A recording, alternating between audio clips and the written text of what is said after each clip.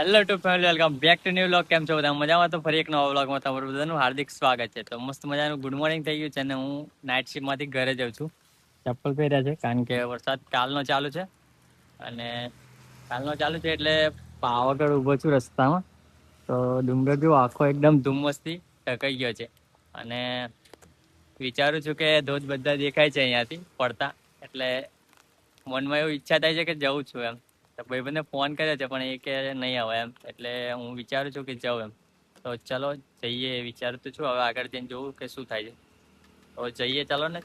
હું કોઈ વાર ગયો નહીં પુણ્યા મહાદેવ, પણ આજે ધોધ ચાલુ દેખાય છે એટલે તો જઈએ એનો.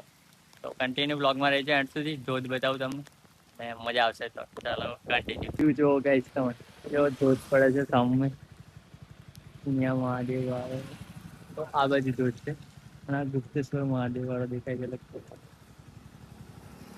તો કઈ નહીં, હવે ઘરે જાઉં છું કારણ કે ભાઈબંધ કીધું છે કે હું આવું છું, એટલે હવે ઘરે જઈને ફરીથી આવીશ. તો ચલો ઘરે જાઉં.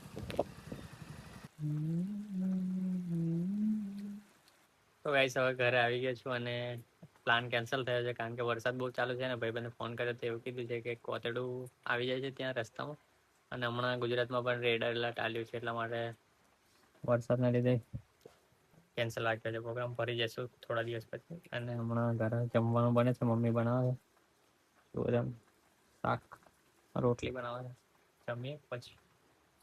સાદી પડે છે બરાબર.